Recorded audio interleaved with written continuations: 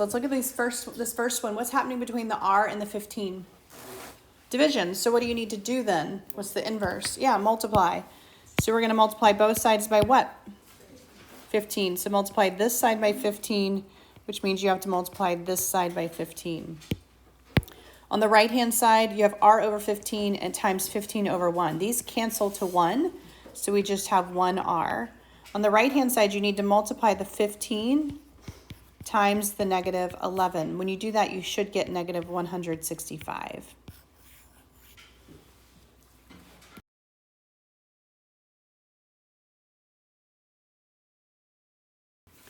Our favorite fractions. All right, so what's happening between the mixed number and the x? Addition. And more importantly, is this mixed number, is this positive or negative? Positive. So I need to zero it out. How do I zero it out? Subtraction. So I want you to pay attention to the fact that even if this were subtraction, if this is positive here, you're still going to subtract it, okay? All right, so we're going to subtract 2.5 from both sides. On the left-hand side, we have 2.5 minus 2.5. That's zeros. We have just a positive x that comes down. And of course, we need to bring down our equal sign. The right-hand side is what we need to look at, all right? And so since we already have an improper fraction, I would probably just change that other one to an improper fraction so that you can get a common denominator and not have to worry about borrowing from a mixed number. So let's just look at, I'm going to bring it down here. Let's just look at that subtraction. 17 over 6, and we're going to subtract. How do I change this to an improper fraction? You multiply the 2. Right, so 2 times 2, and then we add this guy, right? So it's going to be what? 5 over 2. All right. Now, in order to add or subtract fractions, we need a common denominator. So what is my common denominator between 2 and 6? 3. Yeah, so we're going to multiply by 3. Okay, so we're going to multiply by 3. So we get 17 over 6 minus 15 over 6, which is going to give us what? 2 over 6. Do I want to leave it that way? No, I need to reduce that. What goes into both of those? 2 goes into both of those. Yeah, when you divide, it's going to be 3. So 2 divided by 2 is 1 over 3, which is your answer there.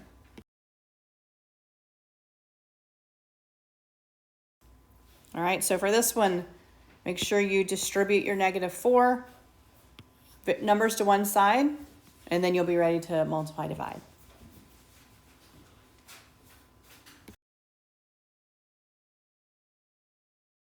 Last one here. So I have 2 sets of distribution. So I'm going to distribute this -4 first.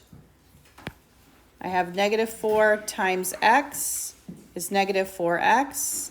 -4 times +3 is -12. And then I am distributing a +5. 5 times 2 is +10. 5 times -5x is -25x. And that all equals 56. All right, when I have something like this, I want to make both sides as simple as possible. The 56 is as simple as possible, obviously. But on the left-hand side, I can combine some things. What can I combine here? Right, I combine -4x and -25x. What does that give me? -29x. And then I can combine a -12 and a +10. -2. All right, so now I have a basic equation. What's the first thing I need to do? Add your 2. Right, you move your addition subtraction over. So we're going to add the 2 over. We'll cancel on the left. I just have the 29x here. And then on the right, this is a -29x. On the right, I have 58. All right. What's my last step here? Divide by that -29. 58 divided by 29 is what? Yeah, it's going to be negative because it's a positive divided by a negative.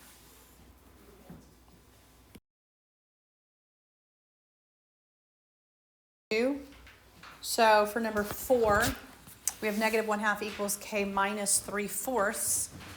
This is subtraction here. This is a -3/4. So we do need to add that to both sides. And once again, like the one from Bellwork, we do have to get a common denominator. So we're going to add the 3/4 to both sides. On the right-hand side, the negative 3/4 and positive cancel. On the left-hand side, we need a common denominator. Our common denominator here is 4. So we're going to multiply by 2 and 2. So we're going to end up with negative 2/4 plus 3/4, which is going to give us 1/4 for what k equals. All right, so don't forget with fractions, you have to have a common denominator. You must have a common denominator with a fraction. All right, decimals. This is just adding 1.6, so we're going to subtract to 0 that out. All right, with decimals, you just line up the decimal. So on the left-hand side, you have a B. On the right-hand side, you just want to make sure that these decimals are lined up. So we're going to say 4 minus 6, we have to borrow. 14 minus 6 is 8. Bring down that decimal where it is.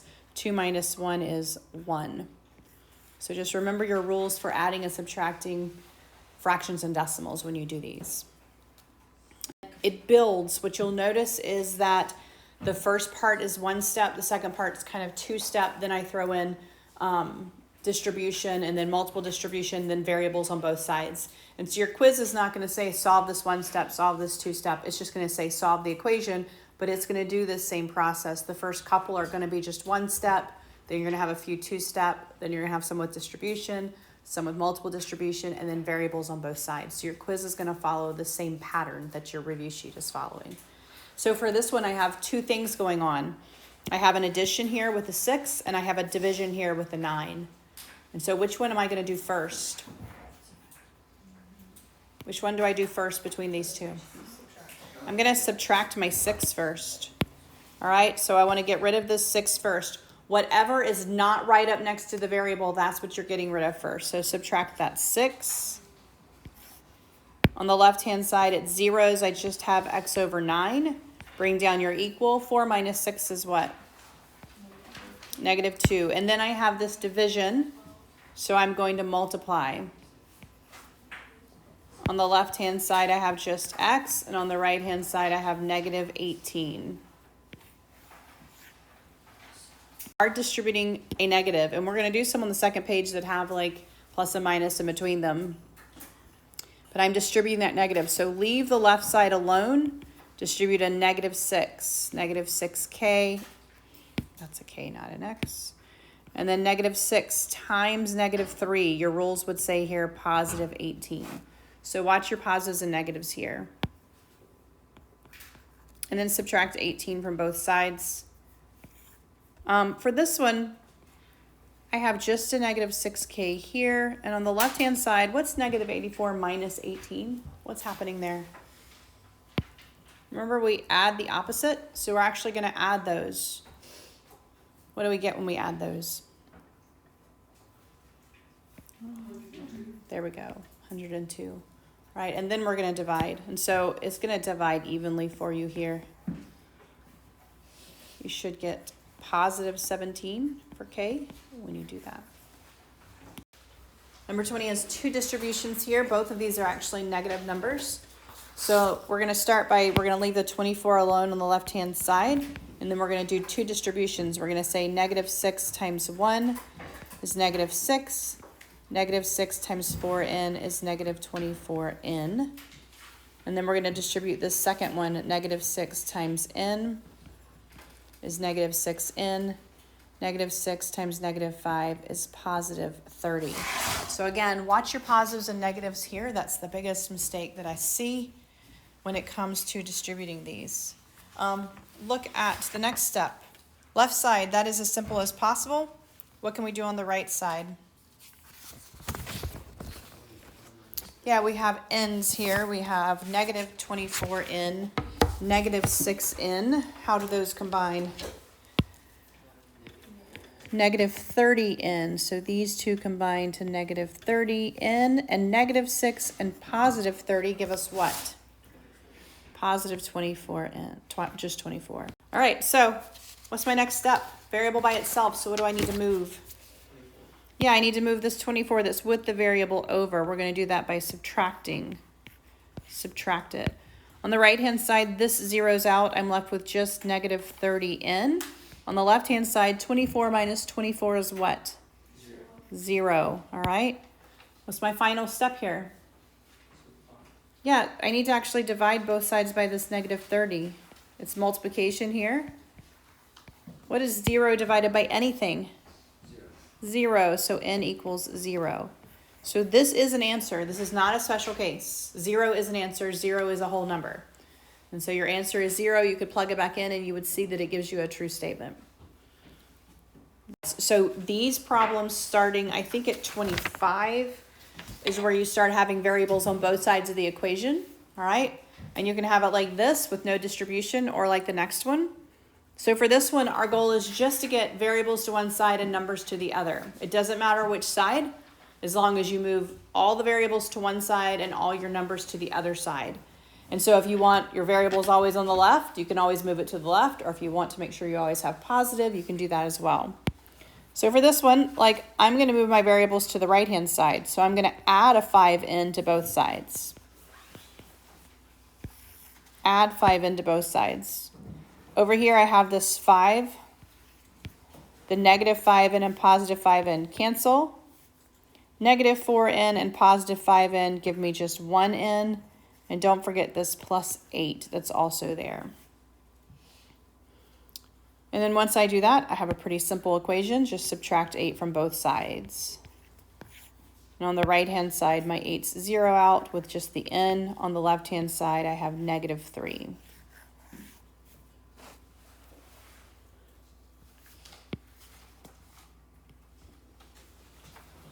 And then we get a little more complicated ones here. If you look at 30, I picked this one specifically because people tend to do this type wrong. People will often try to combine these two first.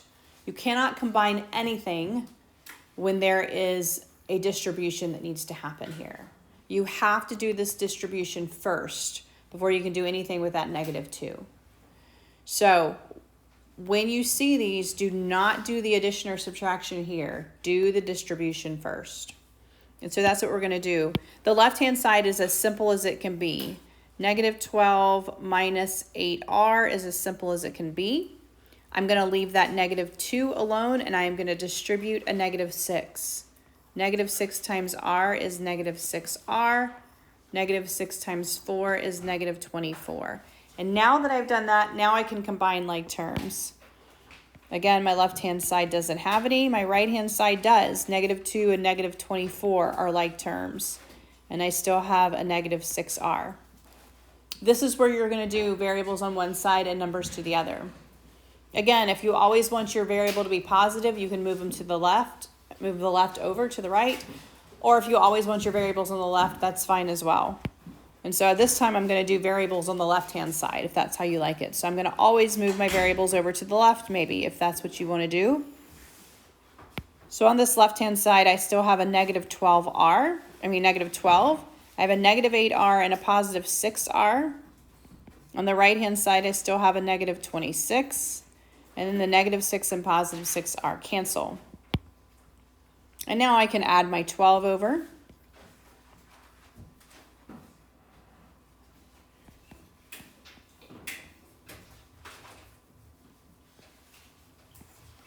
On the left-hand side, the negative 12 and positive 12 cancel. On the right-hand side, negative 26 and positive 12 give me negative 14. And so my last step is just to divide by negative 2. My negative 2 cancels there. I get r equals negative 7. Oh, no, positive 7, not negative 7. This is the last one. Again, what do you think the most common mistake here? What do you think is the most common mistake? This one, adding the 1 and 3, is the most common thing I see. Leave it alone. Distribute your 3 first, okay? And so for this one, I'm going to just leave the 1 completely alone. I'm going to distribute a positive 3. Positive 3 and negative 5x is negative 15x. Positive 3 and positive 8 is a positive 24.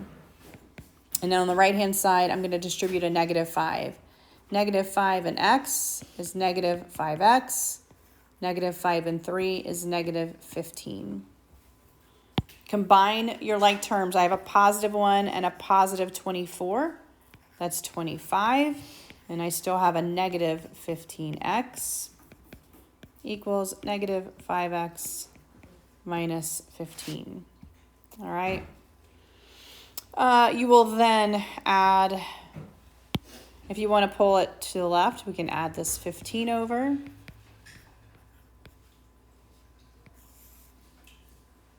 All right. 25 and 15, what does that give me?